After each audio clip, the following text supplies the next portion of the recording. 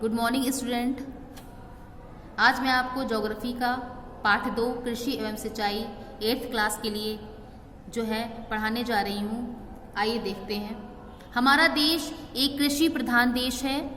अपने घर में अपने पिताजी या गांव के पास पड़ोस के जो लोग कृषि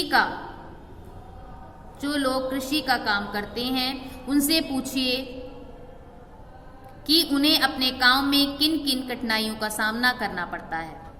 आपको पता चलेगा कि कुछ लोगों ने बाढ़ आने पर खेती नष्ट होने की बात बताई, किसी ने सूखा पड़ने की समस्या बताई, किसी ने अच्छे बीज और खाद समय से न मिलने की कठिनाई बताई।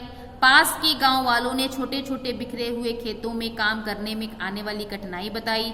कुछ लोगों ने पशुओं में बीमारी फैलने और मुर्गियों में बार बार बीमारी फैलने की समस्या बताई। क्या आप जानते हैं यही सब हमारी कृषि की समस्याएं हैं। जो हमारी कृषि में जो समस्याएं उत्पन्न हुई उसके लिए क्या किया, सरकार ने नीतियां बनाई हैं। जैसे भारत सरकार की कृषि नीति, जब हमारा देश जो है क्या है आज़ाद नहीं हुआ था तब की बात है। जो कृषि की स्थिति थी वो क्या थी, बहुत खराब थी, अच्छी नहीं थी। उत्पादन भी बहुत कम होता था और सभी लोग क्या है भोजन की आवश्यकता को पूरा करना सभी लोगों के लिए वो बहुत कठिन हो गया था। इन परिस्थितियों में देश के सामने कई समस्याएं आई, जैसे अनाज का उत्पादन बढ़ाना, बुरे समय के लिए अनाज का भंडारण करना, गरीब किसानों और मजदूरों को जीवन यापन के लिए पर्याप्त साधन उपलब्ध कराना। सरकार ने इन समस्याओं को हल करने के लिए विभिन्न प्रयास किए हैं, विभिन्न नीतियां बनाई थी। जैसे उनमें से एक थी राष्ट्रीय कृषि नीति। जो राष्ट्रीय कृषि नीति की घोषणा जो है वो जुलाई 2000 में की गई और यह नीति जो है अत्यंत व्यापक तथा कृषि के विविध पहलुओं से संबंधित है। जैसे ग्रामीण आधारभूत संरचना को सशक्त बनाना, खेती से जुड़े व्यवसाय को बढ़ावा देना, रोजगार अवसरों का ग्रामीण क्षेत्र में सृजन, किसानों और खेतीहर मजदूरों तथा उनके परिवारों के लिए उचित जीवन स्तर प्राप्ति की व्यवस्था करना, वर्तमान चुनौतियों का सामना करना आदि। तो क्या है, सरकार ने ये नीति बनाई जिसके अंतर्गत क्या हो, जो किसान हैं उनकी जो मुश्किलें हैं उसको कम किया जा सके। अब देखें क्या था, जमींदारी प्रथा की समाप्ति। पहले के समय में क्या था, जमींदारी प्रथा चलती थी। उसमें क्या होता था कि भूमि का स्वामी जो है वो जमींदार ही होता था। पहले के समय में जमींदारी प्रथा थी, उसमें भूमि का स्वामी जमींदार होता था और उपज जो होती थी उसका जो है अधिकतर भाग कौन है, जमींदार ले लेता था। और खेतीहर जो उस खेती पर जो मजदूर कार्य करता था उसको बहुत ही कम हिस्सा मिलता था। सरकार ने इस प्रथा को समाप्त कर दिया, यानी कि सरकार ने जमींदारी प्रथा की समाप्ति कर दी। तब क्या हुआ कि कृषक को भूमि का मालिक बना दिया। इससे गरीब किसानों को अपने परिवार के लिए पर्याप्त भोजन मिला और खेती की पूरी आमदनी भी मिली। ठीक, जब क्या हुआ, जमींदारी प्रथा की समाप्ति हुई। अब देखते हैं कृषक को अपने व्यवसाय से संबंधित कठिनाइयों से निपटने के लिए सरकार ने निम्नलिखित व्यवस्था की है। जैसे पैदावार की उचित दर के लिए सभी अनाजों फसलों की खरीद की न्यूनतम दर निश्चित कर दी है। खरीद बेच हेतु मंडियों और विपणन केंद्रों की स्थापना की है। आने जाने के लिए छोटे बड़े मार्गों को बनाया है। खाद्य संरक्षण के लिए गोदाम शीतघरों की स्थापना की है। तो क्या किया, कृषकों की कठिनाइयों को कम करने के लिए सरकार ने जो है कुछ व्यवस्थाएं की थी। अब देखिए चकबंदी में क्या है, अपने घरों या गांव में चकबंदी की बात सुनी होगी, आइए करके सीखें। नीचे के चित्र में देखिए कि कई रंग के खाने बने। मान लीजिए कि एक रंग के चौकोर खाने एक व्यक्ति के इधर उधर बिखरे खेत हैं। साथ के सादे खानों में अलग अलग व्यक्तियों के बिखरे खेतों को मिलाकर एक जगह कीजिए। आपने देखा कि बिखरे खेत एक जगह करने पर एक व्यक्ति के खेत एक साथ होने से बड़े बड़े खेत हो गए। इसे ही चक काटना कहा जाता है। चकबंदी द्वारा इधर उधर बिखरी खेत की जमीन के बराबर खेत किसानों को एक स्थान पर दिया जाता है। अपने पास पड़ोस से पूछिए उन्हें चकबंदी से क्या लाभ हुआ है। यानी चकबंदी में क्या होता है कि छोटे छोटे टुकड़ों में बिखरे खेतों में सही ढंग से खेती नहीं की जा सकती, साथ ही लागत भी ज्यादा लगती है। इसलिए चकबंदी द्वारा किसानों की जो दूर दूर बिखरी जोतों को एक चक्र के रूप में बदल दिया जाता है। कहने का मतलब यह है कि मान लीजिए ये जो एक खेत यहाँ है, एक खेत यहाँ है, तो यानी सब खेत बिखरे हुए हैं। किसी का खेत जैसे ये है तो उसका एक यहाँ पे, एक यहाँ है, एक यहाँ है, तो इस खेतों को जो दूर दूर बिखरे हैं एक ही जगह कर देना क्या है, चकबंदी कहलाएगा। ठीक, अब आगे देखते हैं नेक्स्ट कि सिंचाई देखेंगे, किसे कहते हैं सिंचाई। सिंचाई में क्या है, आप कभी अपने घर पर गमलों या पौधों में पानी डालते हैं? क्या आपने किसानों को खेतों की सिंचाई करते देखा है? आपके गांव में सिंचाई के कौन कौन से साधन हैं? आपके गांव में सिंचाई के कौन कौन से साधन हैं? आपको पता होगा सिंचाई के कौन कौन से साधन होते हैं। तालाबों द्वारा सिंचाई होती है, नहरों द्वारा सिंचाई होती है, कुओं द्वारा सिंचाई होती है। ठीक, तो यानी कि ये सब साधन है सिंचाई के। इसमें दिखाया जा रहा है कि जो नहरों द्वारा सिंचाई हो रही है, ये देखिए जो ग्रीन ग्रीन सा है वो सब नहरों द्वारा यहाँ इन जगहों पे सिंचाई हो रही है। जो पिंक से है उसमें जो है क्या है, कुओं द्वारा सिंचाई हो रही है। और ये जो येलो येलो इतना पार्ट है उसमें जो है तालाबों द्वारा सिंचाई हो रही है। ठीक, कृषि के लिए सिंचाई बहुत आवश्यक है क्योंकि भारत में वर्षा की मात्रा और समय दोनों ही अनिश्चित व असमान है। साल में अच्छी फसल और एक से अधिक फसल उगाने के लिए सिंचाई की आवश्यकता होती है। कुएं और तालाब सिंचाई के प्राचीन साधन है। दक्षिण के पठारी भागों में तालाब अधिक हैं। आजकल अधिक मात्रा में पानी प्राप्त करने के लिए नलकूप बनाए जाते हैं। सरकार द्वारा पंचवर्षीय योजनाओं के द्वारा नहरें बनाकर सिंचाई की सुविधा की गई है। देश में विभिन्न नदी घाटी परियोजनाओं से नहरें निकाली गई हैं और उत्तर भारत में नहरों द्वारा अधिक सिंचाई की जाती है। ठीक, अब देखते हैं इस चित्र में, देखें हम 2.2 में चित्र में सिंचाई के साधन सबसे ज्यादा जो है कुओं से और नलकूपों द्वारा सिंचाई हो रही है। उसके बाद नहरों द्वारा सिंचाई हो रही है, उसके बाद तालाब द्वारा, उसके बाद अन्य किसी चीज द्वारा हो रही है।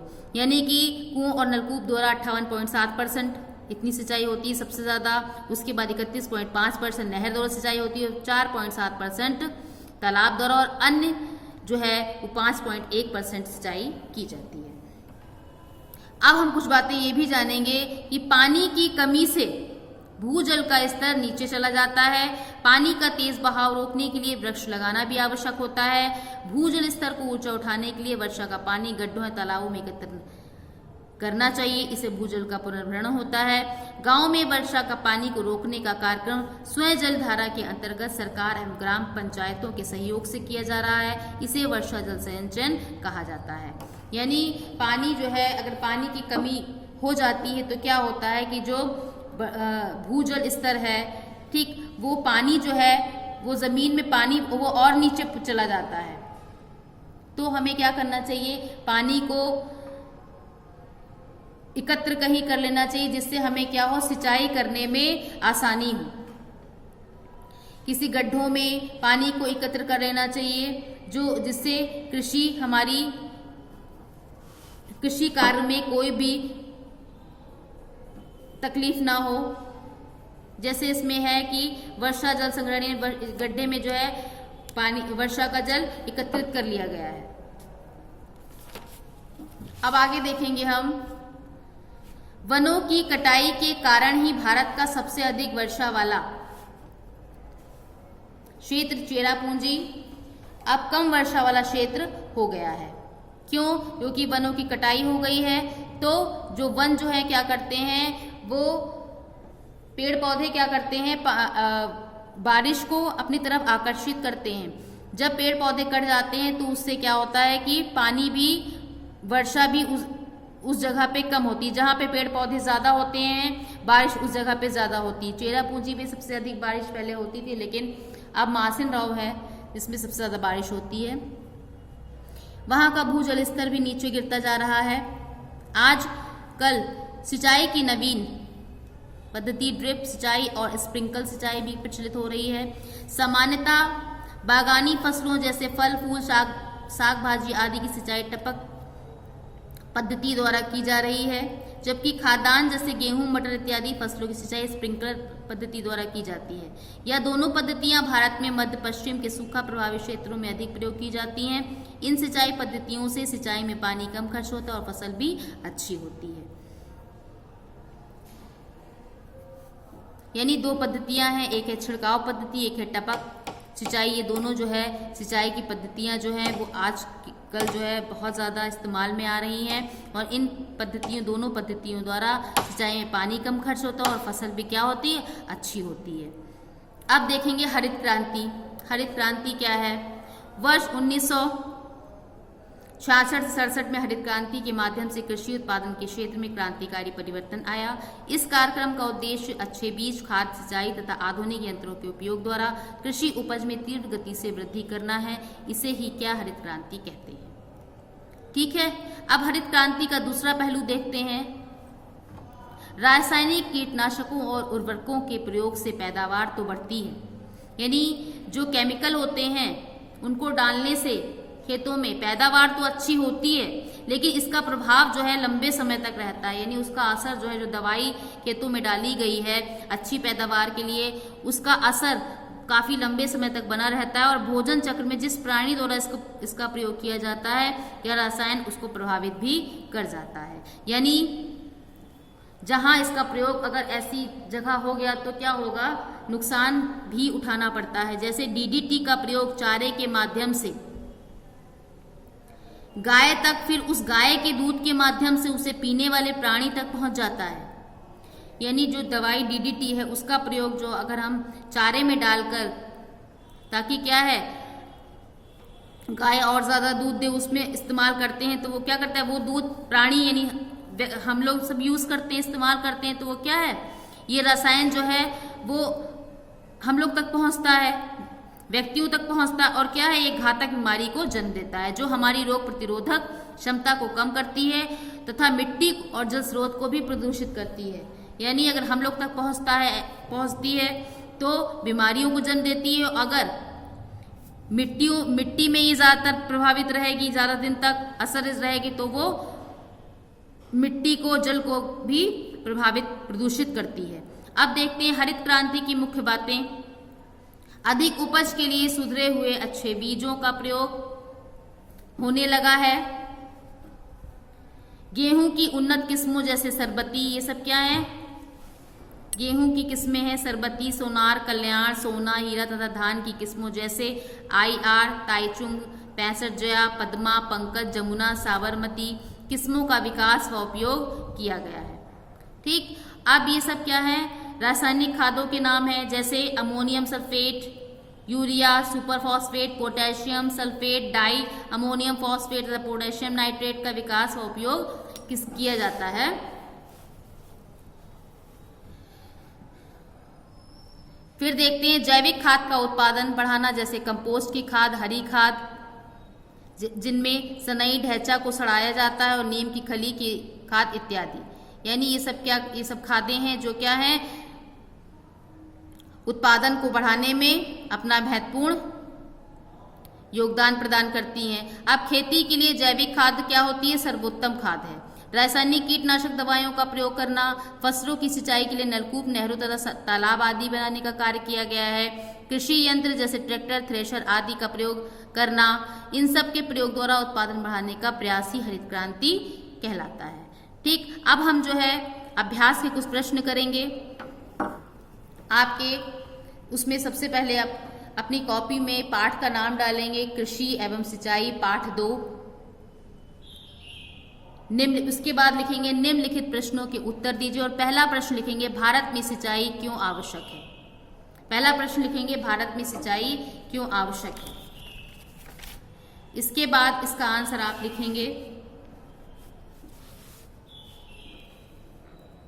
कृषि के लिए सिंचाई बहुत आवश्यक है क्योंकि भारत में वर्षा की मात्रा और समय दोनों ही अनिश्चित व असमान है। पहले प्रश्न का आंसर लिखेंगे कृषि के लिए सिंचाई बहुत आवश्यक है क्योंकि भारत में वर्षा की मात्रा और समय दोनों ही अनिश्चित व असमान है। सेकंड प्रश्न लिखेंगे भारत के किन किन भागों में नहरों से अधिक सिंचाई होती है? भारत के किन किन भागों में नहरों से अधिक सिंचाई होती है? इसका आंसर लिखेंगे, उत्तर भारत में नहरों द्वारा अधिक सिंचाई की जाती है। ये उत्तर भारत में नहरों द्वारा अधिक सिंचाई की जाती है। उत्तर भारत में नहरों द्वारा अधिक सिंचाई की जाती है। थर्ड प्रश्न लिखेंगे, चकबंदी से क्या लाभ हुए हैं? चकबंदी से क्या लाभ हुए हैं? इसका प्रश्न बोल रहे हैं, लिखिएगा। चकबंदी से क्या लाभ हुए हैं? लिखिए, चकबंदी द्वारा दूर दूर बिखरे खेतों को, चकबंदी द्वारा दूर दूर बिखरे खेतों को एक स्थान पर कर दिया जाता है, जिससे उन्हें खेती करने में आसानी हो जाती है और लागत भी कम लगती है। चकबंदी द्वारा दूर दूर बिखरे खेतों को एक स्थान पर कर दिया जाता है, जिससे उन्हें खेती करने में आसानी हो जाती है और लागत भी कम लगती है। नेक्स्ट प्रश्न लिखेंगे, टपक एवं छिड़काव, टपक एवं छिड़काव सिंचाई पद्धति का प्रयोग कहाँ और क्यों किया जाता है? टपक एवं छिड़काव सिंचाई पद्धति का प्रयोग कहाँ और क्यों किया जाता है? इसका आंसर है, ये दोनों पद्धतियां भारत में मध्य पश्चिम के सूखा प्रभावित क्षेत्रों में अधिक प्रयोग की जाती हैं। इन सिंचाई पद्धतियों से सिंचाई में पानी कम खर्च होता है और फसल अच्छी होती है। यह दोनों पद्धतियां भारत में मध्य पश्चिम के सूखा प्रभावित क्षेत्रों में अधिक प्रयोग की जाती हैं। इन सिंचाई पद्धतियों से सिंचाई में पानी कम खर्च होता है और फसल अच्छी होती है। अगला प्रश्न लिखेंगे, हरित क्रांति का अर्थ है। हरित क्रांति का क्या अर्थ है? इसका आंसर लिखेंगे, इस कार्यक्रम का उद्देश्य अच्छे बीज, खाद, सिंचाई तथा आधुनिक यंत्रों के उपयोग द्वारा कृषि उपज में तीव्र गति से वृद्धि करना है। इसे ही हरित क्रांति कहते हैं। इसके बाद आपके कॉलम बने हैं, इसके अंतर्गत आपको इसमें से सेलेक्ट करके यहाँ गेहूं और चावल की किस्मों को लिखना है कि गेहूं की कौन सी किस्म है, चावल की कौन सी किस्म है। तो देख लीजिए कि यहाँ पे कौन कौन सी किस्में हैं। सरबती आप गेहूं की किस्म है। सोनार भी आपकी गेहूं की किस्म है। आई आर आपकी चावल की किस्म है। टाईचुंग ये भी चावल की किस्म है। 65 ये भी चावल की किस्म है। कल्याण ये गेहूं की किस्म है। पद्मा आपकी जो है वो चावल की किस्में हैं। पंकज भी आपकी चावल की किस्म है। सोना आपकी जो है वो गेहूं की किस्म है। जमुना जो है आपकी चावल की किस्म है। हीरा आपकी गेहूं की किस्म है। रमी आपकी चावल की किस्म है। इसके बाद आप सही गलत करेंगे। जमींदारी प्रथा में खेतीहर मजदूरों को बहुत कम हिस्सा मिलता है। सही। खाद संरक्षण के लिए शीतघरों का निर्माण किया गया है। सही। चकबंदी में किसानों के खेत अलग अलग बिखेर दिए जाते हैं। गलत। अलग अलग बिखरे खेतों को एक जगह पे करते हैं। उत्तर भारत में नहरी सिंचाई का मुख्य साधन है। सही। तो ये आपका पूरा पाठ हो गया है। अब नेक्स्ट पार्ट आप नेक्स्ट डे पढ़ेंगे।